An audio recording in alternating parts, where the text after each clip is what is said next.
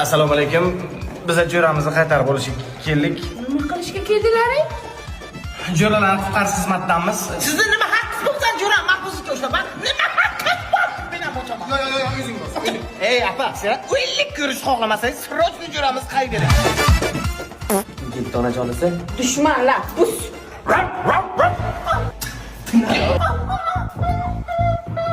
6 yildan beri janavar jo'ram bir kun ham shunday ko'chaga chiqib bo'lmadi.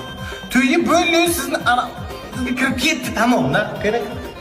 Xotinni oldiga kirib ketdi, tamom shundan chiqqan yo'q. Na bir to'yga boradi, na bir tug'ilgan kunga, na bir balla bilan cho'g'xonaga boradi. Telegramdan ham chiqib ketgan. Yo puldan ammo biz beraylikmi?